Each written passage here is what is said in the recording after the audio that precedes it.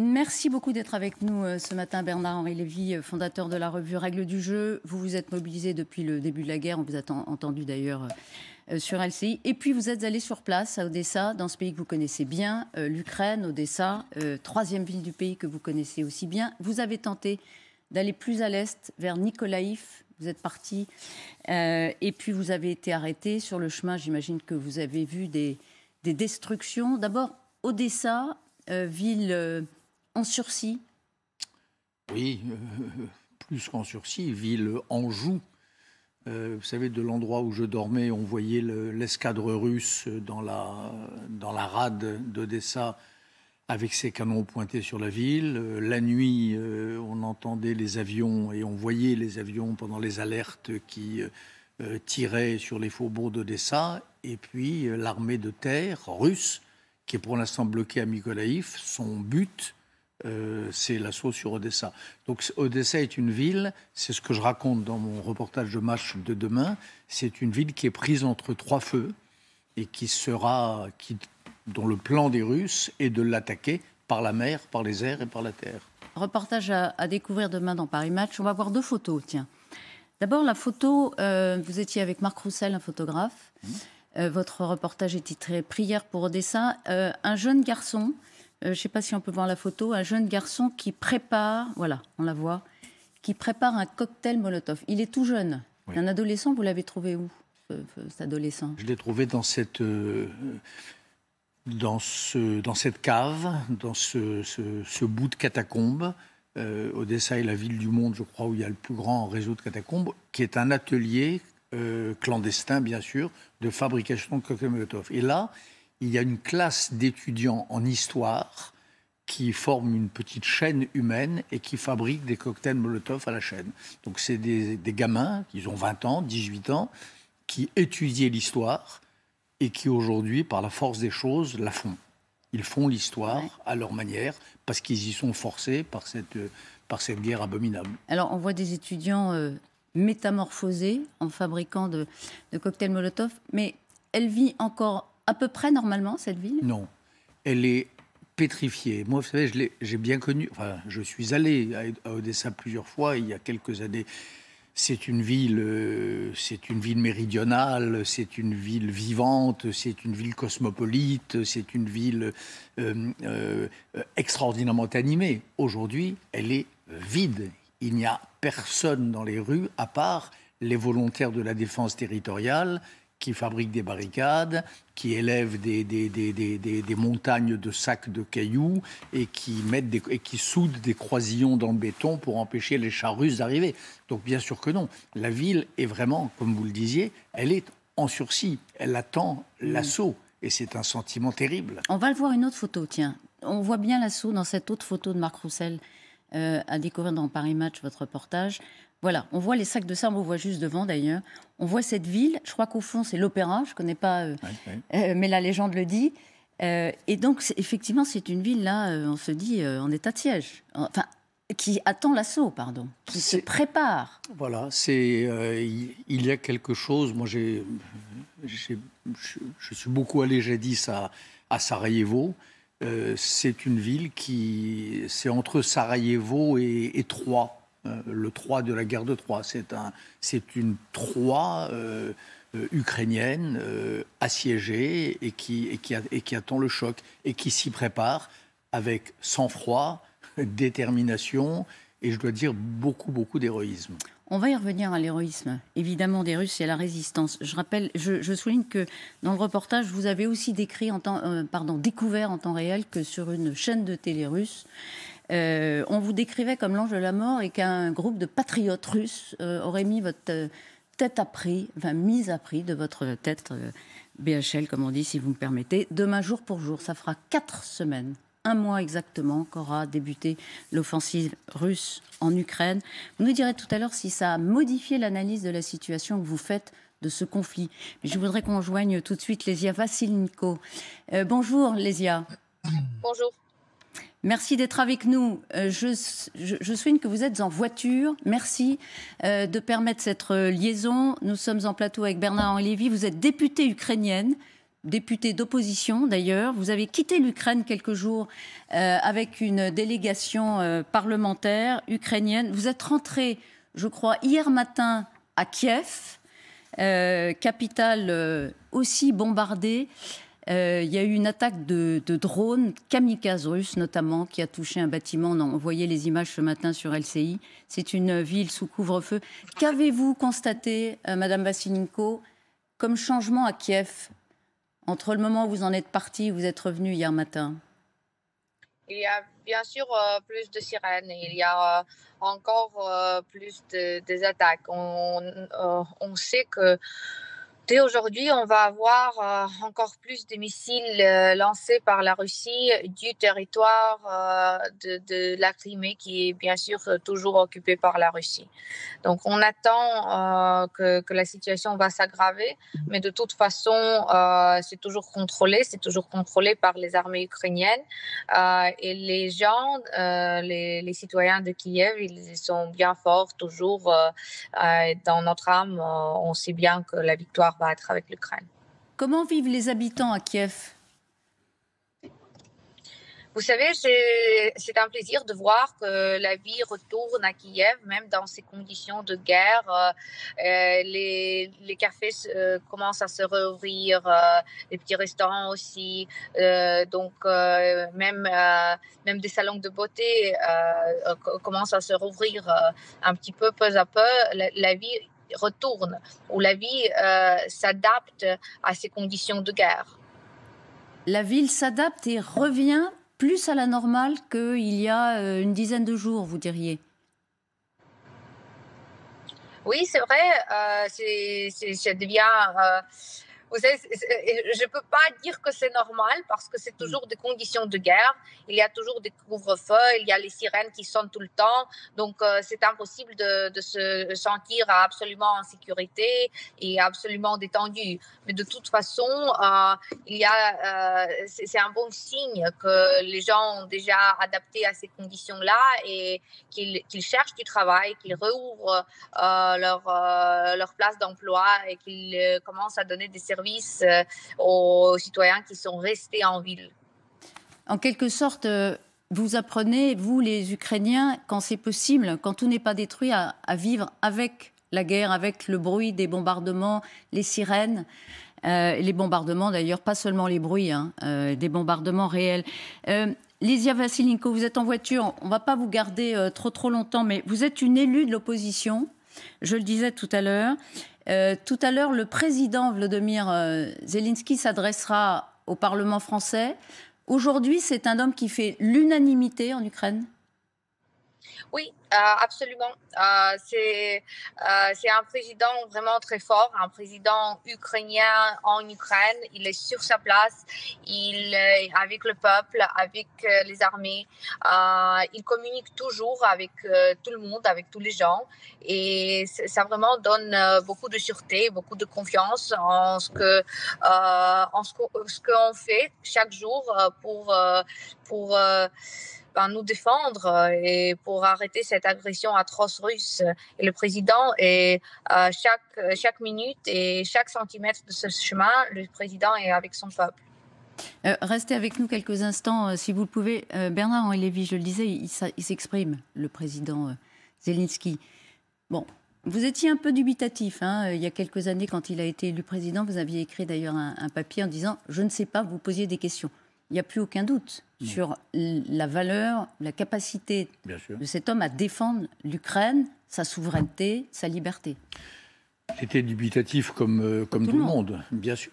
Mais aujourd'hui, là, pour le coup, il y a eu une métamorphose, une mue. Cet homme est devenu plus grand que lui-même. Il porte l'Ukraine, il porte son destin, il porte les valeurs européennes. C'est un phénomène qui a lieu rarement dans l'histoire. Un individu qui, d'un seul coup, incarne ce qu'incarne Zelensky aujourd'hui. Et j'entends dire d'ailleurs souvent qu'il est bon en communication. Je ne crois pas du tout. C'est quand même un génie de la com. Je ne crois pas. Oh. Non, je crois que c'est un... Mais il n'est pas réduit à ça. Je crois qu'il est bon en histoire. Je crois qu'il est bon en histoire universelle. Je crois qu'il a le sens de de ce qui est en train de se jouer. Il fait partie des premiers dirigeants au monde, il y en a aujourd'hui quelques autres, qui ont compris ce qui se joue, qui ont compris quelle était la vraie nature de Poutine, qui ont compris qu'il était en train de changer l'ordre du monde à son profit, qui ont compris qu'il était en train de détruire l'Europe et que la première cible de cette destruction, c'était l'Ukraine. C'est plus que la communication. Et ça m'agace un peu d'ailleurs quand j'entends dire que c'est roi de la com, tout le monde est roi de la com. Lui, c'est quelque chose d'autre, c'est-à-dire qu'il a été saisi par quelque chose. Lesia Vasylenko, à propos de communication quand même, tous les jours, le président Zelensky communique avec les Ukrainiens. Il fait des vidéos, il vous les envoie. Est-ce que ça aide les Ukrainiens? Bien sûr, et ça fait partie de tout ce que Bernard a juste dit. Justement, il comprend que c'est important à ce moment-là pour les gens d'avoir ces mots, ces paroles qui viennent du président, du leader du pays. C'est important que les Ukrainiens sachent qu'est-ce qui se passe et quelle est sa position. Et ces mots, les paroles que le président nous dit chaque jour, 2 fois par jour au minimum, c'est ça qui nous fait comprendre qu'on est tous dans le même bateau, qu'on est tous dans la même situation et tout le monde fait tout ce qu'ils peuvent et que notre président, dans tout ce qui se passe au monde, dans toutes les communications internationales surtout, il a toujours les intérêts des Ukrainiens. Et il parle de l'Ukraine partout en utilisant les mots qui sont très proches aux Ukrainiens, au cœur et à l'âme ukrainienne. Donc c'est très important pour nous d'avoir ces communications qui viennent du président. Aussi, ces paroles, ils inspirent les gens de se lever et de se battre et de se défendre chaque jour de plus en plus. Donc, je ne dirais pas que c'est non important, mais que ça va ensemble avec cette découverte que le président a eue en son mission de défendre et de sauver l'Ukraine et en même temps de défendre et de sauver les institutions internationales et surtout le système de la paix et de la sécurité mondiale. Vous avez senti ça, Bernard-Henri Lévy, l'effet d'entraînement du président Zelensky sur la population? Oui, et ces messages aux armées, ces messages aux citoyens, c'est ce que font tous les grands hommes politiques quand ils deviennent chefs de guerre. Vous savez, c'est ce que faisait De Gaulle à Londres, c'est ce que faisait Churchill pendant la Seconde Guerre mondiale et aux pires heures des bombardements. Zelensky, il fait là son job d'unificateur de cette nation ukrainienne et d'unificateur de la résistance contre Poutine. Et on peut même aller au-delà. Je vous pose la question à tous les deux, Madame Vasylenko. Le fait qu'il n'ait pas quitté Kiev. Mais c'est ça l'essentiel. C'est ça l'essentiel. C'est ça aussi qui a mobilisé une résistance qui, c'est vrai, vu d'ici, nous impressionne. Absolument. Il ne se cache pas dans des bunkers ou dans des espaces très loin de son peuple comme Poutine le fait. Mais il est là à Kiev. On a des idées où il est à peu près. Il sort tout le temps. Il visite les hôpitaux militaires. Il visite l'armée. Il est là, il est présent, il est sur sol, il connaît et il sait lui-même tout ce qui se passe. Il est lui-même sous ces bombardements et il entend toujours le son des sirènes. Donc il est dans la même situation que tous les Ukrainiens, n'importe où. Donc, et ça, c'est ce qui fait la grande différence. Et ça, c'est ce qui inspire les gens ici en Ukraine et je pense que beaucoup de gens aussi autour du monde. Il y a un sommet diplomatique XXL demain, si je puis dire, à Bruxelles. Il y a à la fois l'Union européenne, l'OTAN, un G7 avec un Joe Biden, président américain, qui sera physiquement sur place. On annonce une nouvelle salve de sanctions. Ça n'arrêtera pas la guerre. Qu'est-ce que vous attendez de ce sommet, Bernard-Henri Lévy? D'abord un mot sur Zelensky à Kiev. Rappelez-vous cette phrase absolument géniale qu'il a eue tout à fait au début, au premier jour de la guerre. Quand Joe Biden lui a proposé une exfiltration, il a répondu, et ça, c'est pas de la com, ça, je crois vraiment que c'est sorti vraiment comme un grand mot d'histoire. Il lui a dit « J'ai pas besoin d'un taxi, j'ai besoin de munitions ». On est sûr que c'est lui qui l'a prononcé? C'est lui qui a dit ça, naturellement. C'est lui qui, à la proposition d'être exfiltré, a dit « Mon pote, pas besoin d'un taxi, j'ai besoin d'armes ». Voilà, cette phrase-là, elle est magnifique et elle dit tout.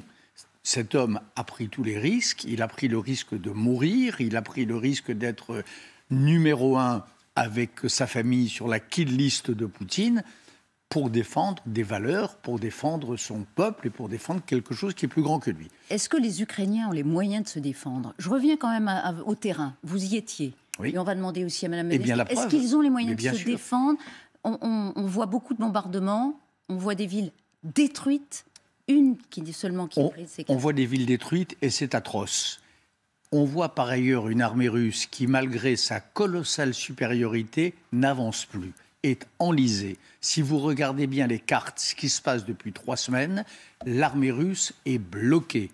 Et l'armée russe a perdu. Vous savez, il y a probablement entre 8 et 12 000 soldats russes, et c'est terrible d'ailleurs, des tankistes, des simples soldats qui sont morts, souvent carbonisés dans leurs chars, pour une guerre dont ils ne savaient même pas pourquoi ils la faisaient. Il y a 5 généraux aussi, pareil. Pardon ? 5 généraux aussi, pareil. 5 généraux, des officiers supérieurs, des chars abandonnés sur le bas-côté parce qu'en panne d'essence ou simplement parce que les soldats russes paniquent. Donc il y a un climat aujourd'hui de démoralisation, de démobilisation au sein de l'armée russe qui est la meilleure réponse à votre question. Ça prouve que les Ukrainiens résistent, se défendent et sont en train de gagner. Moi, c'est ça que j'ai compris à Odessa. On a toujours peur d'être un peu aveuglé quand même par ces descriptions, parce que et si l'armée russe reprenait son souffle simplement, alors effectivement, elle n'a pas fait la guerre éclair qu'elle aurait voulu faire, mais elle reste puissante. Poutine ne va pas s'arrêter là. Donc, est-ce qu'on ne se paye pas de mots? Je ne crois pas. Je crois que l'armée russe est puissante, mais que ce qui décide du sort des guerres, c'est pas le nombre, c'est le moral. C'est la qualité de la résistance et des valeurs qu'incarne une résistance. C'est ça qui fait la différence. Et aujourd'hui, je vous assure, Odessa, ça je connais, j'y ai passé du temps. Je suis convaincu que Poutine n'aura pas raison d'Odessa. Il peut multiplier les bombardements. C'est une ville imprenable ? Certains disent qu'elle est imprenable. Elle est imprenable. C'est une forteresse. La ville que je décris dans ce reportage, c'est une forteresse imprenable. Poutine peut mettre les avions qu'il veut, il peut tirer les Scuds qu'il veut depuis l'escadre dirigée par le navire amiral Moskva. Il fera des dégâts, il détruira peut-être des monuments historiques sans prix, mais il perdra. Est-ce que vous avez des contacts, vous, avec le pouvoir ukrainien? Oui, avec le pouvoir ukrainien, oui, bien sûr. Avec le président Zelensky? Ça m'arrive, oui. J'ai eu la chance de le rencontrer avant son élection. Je l'ai raconté ailleurs, quelques jours avant son élection. Et j'ai l'honneur d'être resté en contact avec lui depuis. Lorsque j'ai fait, par exemple, il y a 2 ans, un reportage pour Match aussi, d'ailleurs, dans le Donbass, c'était grâce à lui. C'est lui qui m'avait donné l'autorisation d'accompagner des forces spéciales ukrainiennes tout le long de la ligne de front. Donc oui, j'ai des contacts avec lui. Oui. Vous avez entendu sa proposition de négociation il y a quelques heures. Il a dit je suis prêt à rencontrer Poutine, à discuter d'un compromis sur le Donbass, pourquoi pas un référendum. Quel est le sens de cette proposition ? Il veut sauver son peuple, il veut arrêter le massacre. Il n'a pas voulu cette guerre. Contrairement à ce que dit la propagande du Kremlin, l'Ukraine n'a jamais menacé le moins du monde la Russie. Donc il veut que ça s'arrête. Et puis il n'est pas fait pour ça non plus. Il est un grand chef de guerre, mais il n'est pas né pour ça. Il n'a pas été formé pour ça. C'est pas ça le sens de sa vie. Est-ce que les sommets dont je vous parlais tout à l'heure, qui se tiennent à Bruxelles demain, avec une nouvelle salve de sanctions qui est déjà annoncée, c'est pour pousser Poutine à négocier? C'est mettre une pression maximum, il faut négocier, il faut le faire arriver à la table? Est-ce que vous y croyez par ailleurs? Ma position personnelle, vous savez, je pense les choses ne sont pas comparables, évidemment. Mais en 1941 ou 1942 ou 1943, l'idée, ce n'était pas de négocier avec Hitler. L'idée, c'était de le vaincre. C'était de le vaincre. C'était de le faire rentrer en Allemagne et, si possible, de libérer le peuple allemand de sa férule. Aujourd'hui, c'est un peu pareil. Il faut négocier. Mais le vrai but de guerre pour les Européens, ce que nous devrions désirer, qu'en tout cas moi je désire, c'est que Poutine soit vaincu. C'est que Poutine perde cette guerre absurde, cette guerre sans raison, cette guerre sauvage qu'il a lancée. Il faut qu'il la perde. Et ça veut dire quoi pour lui, perdre cette guerre? On dit déjà qu'il l'a perdue puisqu'il n'est pas arrivé à faire... Ça veut dire rentrer en Russie. Ça veut dire rentrer en Russie. Voilà. Y compris le Donbass compris? Mais y compris le Donbass. C'est l'idéal. Alors je vous dis pas que c'est... Je vous dis pas que pas l'atteignable. Je vous dis pas que c'est ce qui va se passer. Mais je pense que pour un Européen de conviction, pour quelqu'un qui pense à l'avenir de ses enfants demain ou après-demain, ce qui est souhaitable, c'est que Poutine rentre en Russie et qu'il soit dit que ce pari d'occuper un pays par la force, de menacer la Pologne, de menacer les pays baltes, que ce pari, il l'a perdu. Si on donne à Poutine, si au terme d'une négociation, on lui donne ceci ou cela, le Donbass, la Crimée, que sais-je, ce sera une prime à la déstabilisation de l'Europe. Poutine, aujourd'hui, il a fait la preuve. C'est un homme qui fait la guerre en bombardant les hôpitaux, en bombardant les crèches, en bombardant les abris où trouvent refuge des centaines de civils. C'est des crimes de guerre. On ne peut pas donner une prime à ça. Il y avait un reportage absolument étonnant aussi hier dans Le Monde, un récit qui montrait qu'il y avait de la part des soldats russes des exécutions de villageois, d'hommes en particulier dans les villes, sans sommation.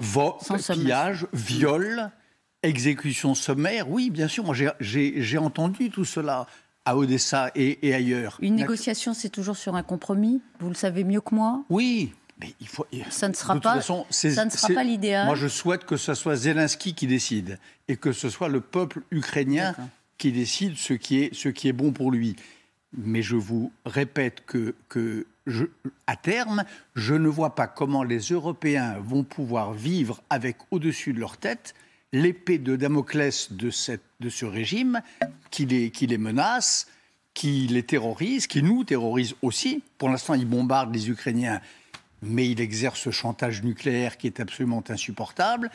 Il pétrifie... Vous avez entendu hier la phrase du Kremlin sur « nous n'utiliserons l'arme nucléaire que si notre existence Mais toutes ces phrases distillées bien avant la guerre en Ukraine, depuis le 17 décembre dernier, ce chantage nucléaire s'exerce. Nous n'utiliserons que si notre existence est menacée. Nous l'utiliserons si des lignes rouges sont franchies. Ou nous n'utiliserons pas. Tout cela est impensable. Le simple fait de prononcer ces phrases signifie que Poutine est en train de détruire l'architecture de la sécurité internationale née de la Seconde Guerre mondiale. Et l'Europe de la paix, cette Europe qu'ont bâtie les pères fondateurs de l'Europe, cette Europe du plus jamais ça, cette Europe dont François Mitterrand et Helmut Kohl disaient qu'elle était destinée à assurer la paix sur le continent, il est en train de la faire voler en éclats avec la guerre en Ukraine et ses dévastations, et avec des saloperies comme ces phrases dont vous parlez. On a quitté, ou plutôt Lesia Vasilevski qui nous a quittés parce qu'elle est en ce moment même à un poste de contrôle. Vous avez vu qu'elle était en voiture et donc elle ne pouvait plus nous téléphoner. On la remercie bien sûr. Vous avez été sur plusieurs terrains de guerre pour finir, Bernard Lévy. C'est pas la première fois. Qu'est-ce qu'il a de différent celui-là? Comment vous le caractériseriez? D'habitude, les guerres que j'ai couvertes pour le journal Le Monde et désormais depuis quelques années pour Paris Match, c'est des guerres oubliées. C'est des guerres dont le monde ne se soucie pas et dont l'issue probablement ne changerait pas grand-chose au cours du monde. Là, pour la première fois, enfin une des premières fois, parce que j'avais déjà fait un reportage en Ukraine, pour la première fois, c'est le contraire. C'est pas une guerre oubliée, c'est une guerre décisive. De l'issue de cette guerre va dépendre le sort notre sort et celui de nos enfants pour des générations. Et vous ne cesserez de le dire. Rendez-vous à 15h en direct sur LCI pour bien sûr assister à l'adresse du Parlement, du président Zelensky au Parlement français. Votre reportage à retrouver demain. Prière pour Odessa, dans Paris Match, un récit je dois dire, très intéressant. Merci beaucoup, Bernard Olivier, d'avoir été notre Merci invité